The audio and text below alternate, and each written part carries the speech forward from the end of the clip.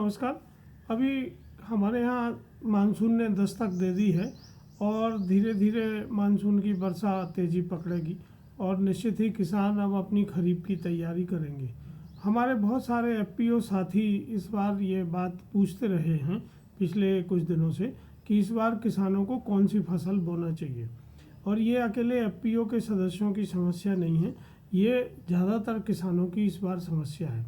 क्योंकि भारत सरकार द्वारा जैसे ही गेहूं के निर्यात पर रोक लगा दी, उससे गेहूं के दाम आज की तारीख में मंडियों में लगभग 40% गिर गए और वो एमएसपी के भी नीचे चले गए।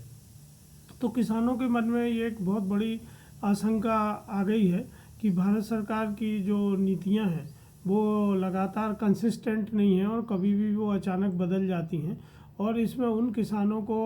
और उन एफपीओज़ को काफ़ी नुकसान हुआ है जिनने किसानों का गेहूं खरीद के इस उम्मीद में रखा था कि आगे और दाम बढ़ेंगे, पर उसका उल्टा हो गया और उनको भारी नुकसान हुआ है और वो अभी समझ नहीं पा रहे कि इस नुकसान की भरपाई कैसे की जाए। दूसरी तरफ जैसे जैसे कोविड के बाद विश्व अर्थव्यवस्था बढ़ रही थी और वो कोविड के झटके से उभर रही थी, तभी यूक्रेन और रूस का युद्ध शुरू हो गया और फिर से बहुत सारी समस्याएं सामने आ गईं, क्योंकि बहुत सारे प्रतिबंध रूस के ऊपर लगा दिए गए और इससे सप्लाई चेन खासतौर से फर्टिलाइज़र की फिर से डिस्टरप्टेड हो गई और फर्टिलाइज़र जो है उसकी कमी हो जाने से हमारे देश में बहुत दाम बढ़ गए। ख़ास तौर से यूरिया और डीएपी पे भारत सरकार को सब्सिडी बढ़ाना पड़ी है और ये सब्सिडी रहने से ही उसके दाम घटे हुए हैं, जबकि दूसरे जो फर्टिलाइज़र हैं जैसे सिंगल सुपर फास्फेट है, एनपीके हैं और पोटास है, इसके अलावा दूसरे जो बायो के फर्टिलाइज़र हैं प्रोम वगैरह, इन सब के दाम बहुत आसमान छू रहे हैं और किसान ये हिम्मत नहीं जुटा पा रहे हैं कि वो इतनी महंगी सामग्री खरीद के अगर खेती करेंगे तो इससे उनको रिटर्न आएगा कि नहीं आएगा। इसी तरह जो बीज हैं, ख़ासतौर से सोयाबीन के बीज हैं, उनके दाम बहुत बढ़े हुए हैं क्योंकि पिछली बार सोयाबीन की बीज की कमी थी और इस बार सोयाबीन के रेट अच्छे रहे हैं तो उसके दाम भी बहुत ज़्यादा बढ़ गए हैं। तो अब किसानों के सामने ये समस्या है कि वो परंपरागत सोयाबीन और धान जैसी फसलों की खेती न करके दूसरी कौन सी फसल तैयार करें। किसानों में जो रुझान देखा जा रहा है मक्के की फसल की ओर बहुत सारे किसान परिवर्तित हो रहे हैं। इसके अलावा जो उड़द, मूंग, दलहनी फसलें हैं उनकी तरफ भी किसानों का रुझान बढ़ा है। तो इस बार एफपीओ के दोस्तों को मेरी ये सलाह है कि ऐसी फसलों का वो चयन करें जिनसे उन्हें बाज़ार में उनके किसानों को उचित मूल्य मिल सके और वो ऐसी फसलें वही फसलें हो सकती हैं जिन पे एमएसपी जारी नहीं होता है। ख़ासतौर से अगर हम मसाले की फसलें लेते हैं, दलहन और तिलहन की फसलें अपने खेतों में लेते हैं तो निश्चित ही हमें अच्छा रिटर्न मार्केट में मिलने की उम्मीद है, क्योंकि इन्हीं फसलों के दाम बढ़ रहे हैं और भारत सरकार इनका निर्यात घटाने के लिए अभी आपने देखा होगा एमएसपी में भी लगभग सभी फसलों के दामों में वृद्धि की गई है। पर एमएसपी पर फसलें बेचना किसानों को थोड़ा कठिन होता है और सभी किसानों की फसलें बिक नहीं पाती हैं। तो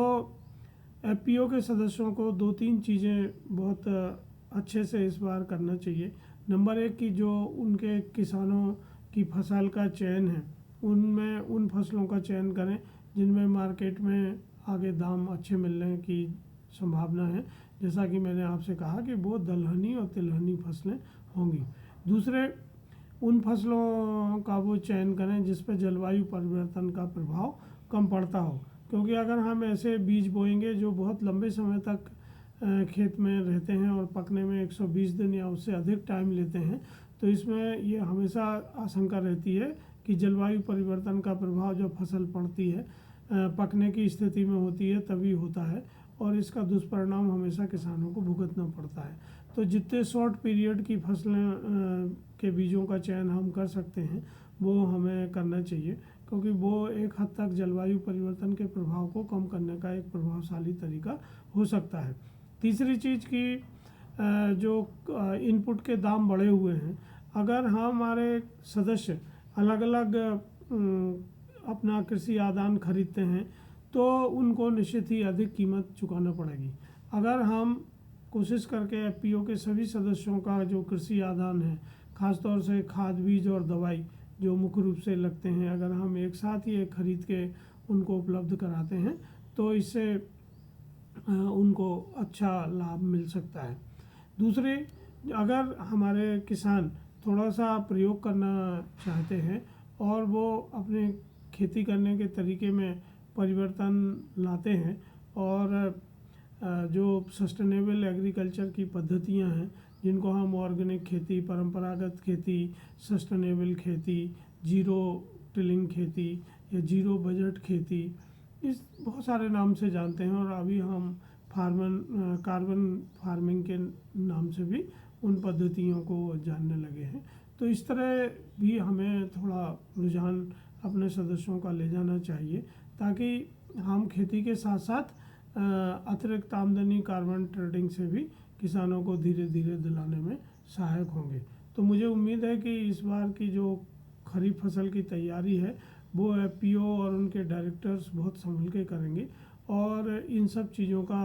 ध्यान रखेंगे जिनकी बातचीत हम लोग कर रहे हैं, क्योंकि अधिकांश लोगों की ये आशंका है कि आगे किस तरह का मौसम रहेगा और भारत सरकार की नीतियाँ किस तरह की रहेंगी। इन दोनों चीज़ों पे ही निर्भर करेगा कि आगे किसानों को किस तरह की